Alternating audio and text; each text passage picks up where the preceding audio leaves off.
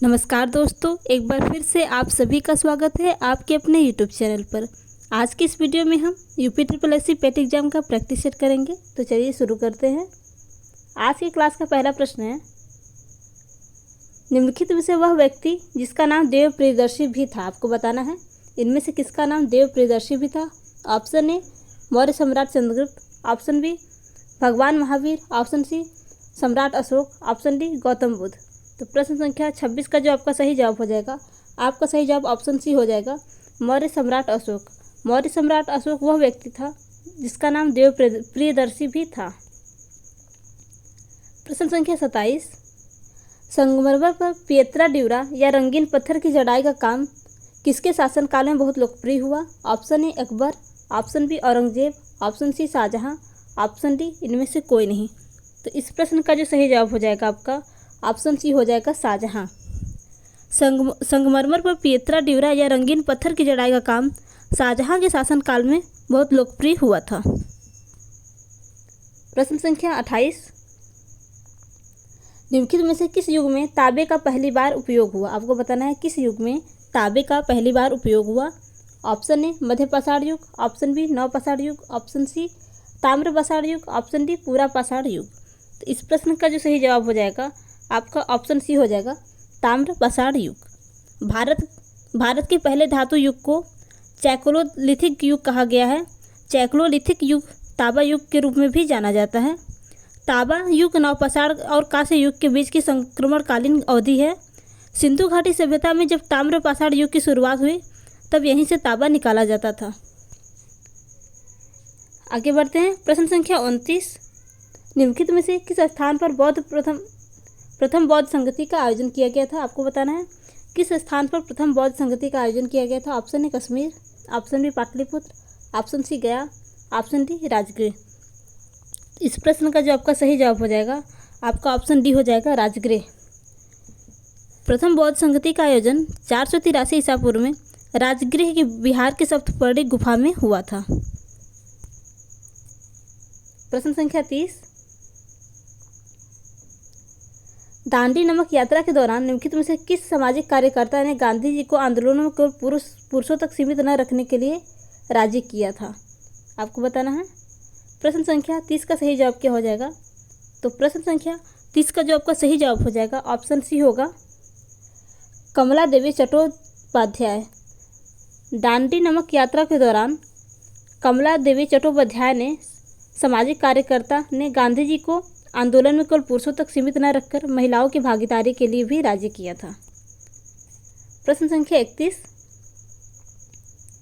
जब east India company की स्थापना हुई तब भारत निम्नलिखित में से किसका शासन था।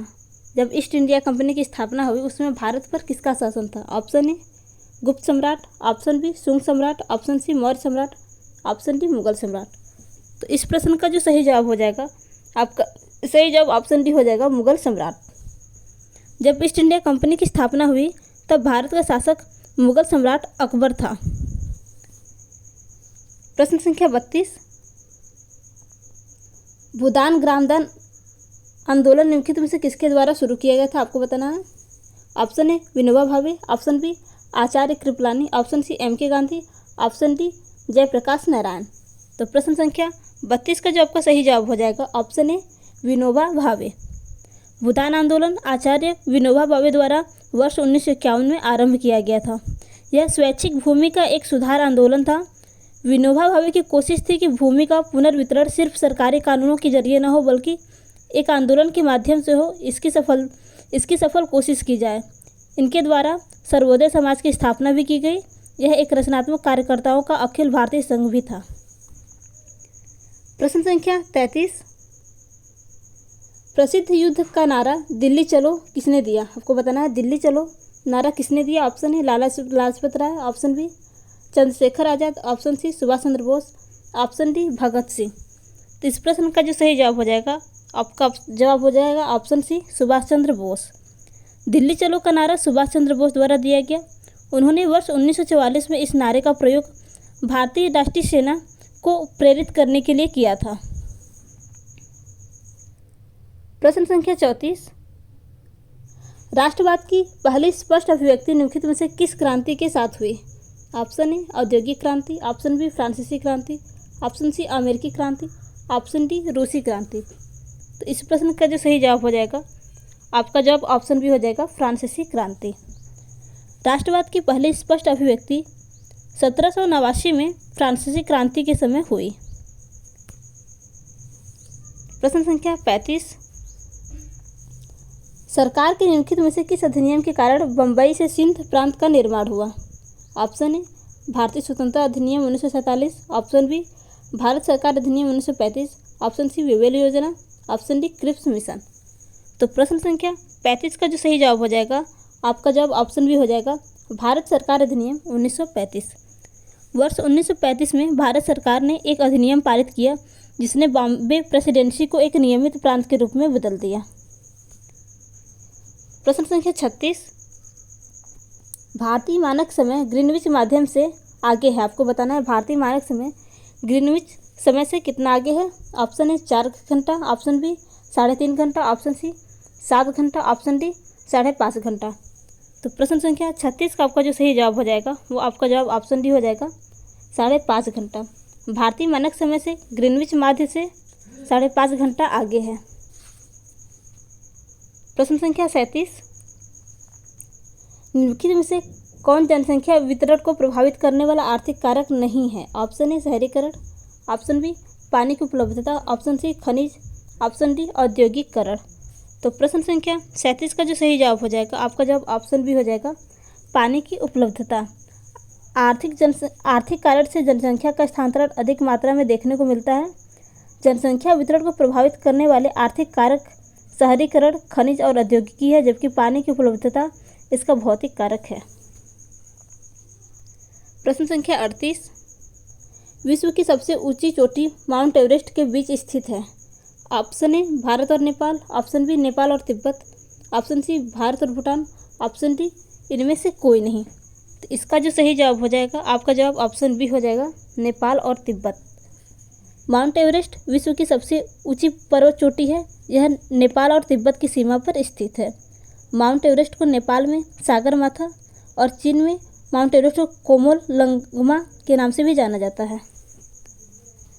प्रश्न संख्या 39, निम्नलिखित में से भारत में अक्टूबर की गर्मी का मुख्य कारण क्या है? ऑप्शन ए भारत में गंगा के मैदानी इलाकों में अल्प दाब, ऑप्शन बी गर्म और शुष्क मौसम, ऑप्शन सी उच्च आर्द्रता से जुड़ा उच्च तापमान, ऑप्शन डी निम्न वेग हवाएं। तो प्रश्न संख्या 39 का जो सही जवाब हो जाएगा, आपका जवाब ऑप्शन सी हो जाएगा, उच्च आर्द्रता से जुड़ा उच्च तापमान। प्रश्न संख्या 40, किसी भी विकासशील अर्थव्यवस्था के प्रारंभिक चरणों में अधिकांश गतिविधियां किस क्षेत्र से संबंधित होती हैं? ऑप्शन ए द्वितीयक, ऑप्शन बी सूचना प्रौद्योगिकी, ऑप्शन सी प्राथमिक, ऑप्शन डी तृतीयक। तो प्रश्न संख्या 40 का जो सही जवाब हो जाएगा आपका ऑप्शन सी प्राथमिक। प्राथमिक क्षेत्र अर्थव्यवस्था का वह क्षेत्र है जो प्राकृतिक संसाधनों का सीधा उपयोग करता है। इसमें वानिकी, कृषि, मछली पकड़ना और खनन भी शामिल है। प्रश्न संख्या 41, निम्नलिखित में से कौन सा हरित क्रांति की रणनीति का हिस्सा था? ऑप्शन ए रासायनिक उर्वरक और पीड़कनाशी, ऑप्शन बी सिंचाई, ऑप्शन सी उच्च उपज देने वाली किस्मों के बीज, ऑप्शन डी उपरोक्त सभी। तो प्रश्न संख्या 41 का जो सही जवाब हो जाएगा, आपका ऑप्शन डी हो जाएगा, उपरोक्त सभी। हरित क्रांति का रणनीति का हिस्सा था, आपका ऑप्शन ये हो जाएगा, रासायनिक उर्वरक और पीड़कनाशी, ऑप्शन बी सिंचाई भी था, ऑप्शन सी उच्च उपज देने वाली किस्मों के बीज, यानी आपका ऑप्शन डी सही हो जाएगा। प्रश्न संख्या 42, निम्नलिखित में से किस नदी को बिहार का शोक कहा जाता है? Option A Damodar, option B Kosi, option C Hooghly, option D Ghaghara. तो प्रश्न संख्या 42 का जो सही जवाब हो जाएगा, आपका जवाब ऑप्शन बी हो जाएगा, कोसी।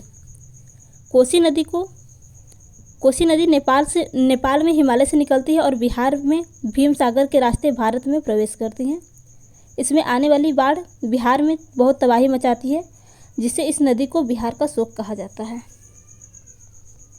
प्रश्न संख्या 43, भारत की पंचवर्षीय योजनाओं को अंतिम स्वीकृति निम्नलिखित में से किसके द्वारा दी गई थी? ऑप्शन ए भारत के उपराष्ट्रपति, ऑप्शन बी वित्त मंत्रालय, ऑप्शन सी वित्त सचिव, ऑप्शन डी राष्ट्रीय विकास परिषद। तो प्रश्न संख्या 43 का जो सही जवाब हो जाएगा, आपका जवाब ऑप्शन डी हो जाएगा, राष्ट्रीय विकास परिषद। भारत की पंचवर्षीय योजनाओं को अंतिम स्वीकृति राष्ट्रीय विकास परिषद के द्वारा दी जाती है। राष्ट्रीय विकास परिषद का गठन 6 अगस्त 1952 को हुआ था। प्रश्न संख्या 44। भारत की संघ कार्यकारिणी में निम्नलिखित में से कौन शामिल नहीं है? ऑप्शन ए उपराष्ट्रपति, ऑप्शन बी राज्यों के मुख्यमंत्री, ऑप्शन सी राष्ट्रपति, ऑप्शन डी प्रधानमंत्री। तो प्रश्न संख्या 44 का जो आपका सही जवाब हो जाएगा वो है ऑप्शन बी राज्यों के मुख्यमंत्री। भारत की संघ कार्यकारिणी में राष्ट्रपति, उपराष्ट्रपति, प्रधानमंत्री के साथ मंत्रिपरिषद और महान्यायवादी होते हैं, जबकि राज्यों के मुख्यमंत्री इसमें शामिल नहीं होते हैं। प्रश्न संख्या 45। निम्नलिखित में से कौन सा एक वाणिज्यिक बैंक नहीं है? Option A HSBC, option B SIDBI, option C Bharatiya State Bank, option D ICICI bank. तो आपको बताना है इसका सही जवाब। तो इसका जो सही जवाब हो जाएगा आपका ऑप्शन बी हो जाएगा सिडबी। सिडबी एक वाणिज्य बैंक नहीं है, बाकी आपके अन्य वाणिज्य बैंक हैं। प्रश्न संख्या 46। निम्नलिखित में से कौन सा सार्वजनिक क्षेत्र का उपक्रम संसद के तहत एक विशेष कानून पारित करके स्थापित किया गया है? ऑप्शन ए विभागीय उपक्रम, ऑप्शन बी एकल स्वामित्व, ऑप्शन सी वैधानिक निगम, ऑप्शन डी उपरोक्त में से कोई नहीं। तो प्रश्न संख्या 46 का जो सही जवाब हो जाएगा आपका जवाब ऑप्शन सी हो जाएगा वैधानिक निगम। वैधानिक निगम सरकार द्वारा बनाई गई एक कानूनन इकाई है। इनकी सटीक प्रवृत्ति क्षेत्राधिकार के अनुसार भिन्न होती है। इस प्रकार वे शेयर धारकों के साथ बिना सरकार के स्वामित्व वाली समान कंपनियां हो सकते हैं, या वे शेयर धारकों के बिना एक निकाय हो सकते हैं। प्रश्न संख्या 47। निम्नलिखित में से किसी केंद्र शासित प्रदेश में उच्च न्यायालय स्थापित करने का अधिकार है? आपको बताना है किसी केंद्र शासित प्रदेश में उच्च न्यायालय स्थापित करने का अधिकार है। ऑप्शन ए सर्वोच्च न्यायालय, ऑप्शन बी राष्ट्रपति, ऑप्शन सी संसद, ऑप्शन डी उपरोक्त में से कोई नहीं। तो प्रश्न संख्या 47 का जो सही जवाब हो जाएगा आपका जवाब ऑप्शन सी हो जाएगा संसद। संसद कानून द्वारा केंद्रीय क्षेत्र के लिए एक उच्च न्यायालय का गठन कर सकती है। प्रश्न संख्या 48। निम्नलिखित में से कौन सा अनुच्छेद भारतीय संविधान में सर्वोच्च न्यायालय की स्थापना और गठन करने के बारे में है? आपको बताना है कौन सा अनुच्छेद भारतीय संविधान में सर्वोच्च न्यायालय की स्थापना और गठन करने के बारे में है। Option A 120, option B 124, option C 118, option D 122। तो इसका जो सही जवाब हो जाएगा आपका जवाब ऑप्शन बी हो जाएगा 124। संविधान के भाग 5 में अनुच्छेद 124 से 147 तक सर्वोच्च न्यायालय के गठन, स्वतंत्रता और क्षेत्र अधिकार, शक्तियों एवं प्रक्रियाओं से संबंधित है। प्रश्न संख्या 49। के पास मौलिक अधिकारों को लागू करने की शक्ति है? आपको बताना किसके पास मौलिक अधिकारों को लागू करने की शक्ति है। ऑप्शन ए सर्वोच्च न्यायालय और उच्च न्यायालय, ऑप्शन बी राष्ट्रपति, ऑप्शन सी संसद सदस्यों, ऑप्शन डी उपरोक्त में से कोई नहीं। तो प्रश्न संख्या 49 को जो सही जवाब हो जाएगा आपका जवाब ऑप्शन ए हो जाएगा सर्वोच्च न्यायालय और उच्च न्यायालय। सर्वोच्च न्यायालय और उच्च न्यायालय के पास किसी भी मौलिक अधिकार को प्रवर्तन करने के लिए आदेश या रिट जारी करने की शक्ति है। प्रश्न संख्या 50। भारत में राष्ट्रीय मानवाधिकार आयोग निम्नलिखित में से किस मंत्रालय के अधीन है? आपको बताना है ऑप्शन ए गृह मंत्रालय, ऑप्शन बी वित्त मंत्रालय, ऑप्शन सी रक्षा मंत्रालय, ऑप्शन डी इनमें से कोई नहीं। तो इस प्रश्न का जो सही जवाब हो जाएगा आपका जवाब ऑप्शन ए हो जाएगा गृह मंत्रालय। राष्ट्रीय मानवाधिकार आयोग एक स्वतंत्र वैधानिक संस्था है जिसकी स्थापना मानवाधिकार संरक्षण अधिनियम 1993 के प्रावधानों के तहत 12 अक्टूबर 1993 ईस्वी को की गई थी। इसका मुख्यालय नई दिल्ली में है। यह गृह मंत्रालय के अधीन है। प्रश्न संख्या 51। न्यूमोनिया मानव शरीर के निम्नलिखित में से किस अंग को प्रभावित करता है? आपको बताना है न्यूमोनिया किस अंग को प्रभावित करता है। ऑप्शन ए वृक्क, ऑप्शन बी हृदय, ऑप्शन सी फेफड़े, ऑप्शन डी यकृत। तो प्रश्न संख्या 51 का जो सही जवाब हो जाएगा आपका जवाब ऑप्शन सी हो जाएगा फेफड़े। प्रश्न संख्या 52।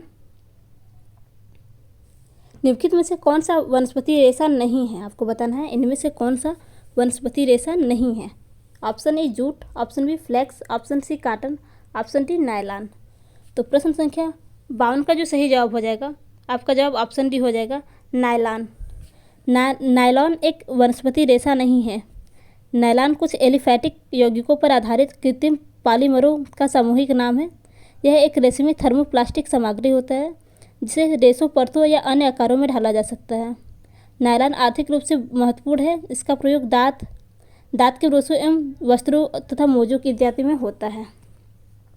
बाकी अन्य की बात करें तो जूट, फ्लैक्स और कॉटन आपका वनस्पति रेशा है।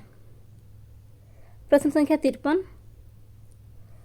तारों का रंग निम्नलिखित में से किस पर निर्भर करता है? आपको बताना है तारों का रंग निम्नलिखित में से किस पर निर्भर करता है? ऑप्शन ए दबाव, ऑप्शन बी वायु प्रदूषण, ऑप्शन सी तापमान, ऑप्शन डी पृथ्वी से दूरी। तो प्रश्न संख्या 53 का जो सही जवाब हो जाएगा, आपका जवाब ऑप्शन सी हो जाएगा, तापमान। तारों का रंग उनके तापमान पर निर्भर करता है।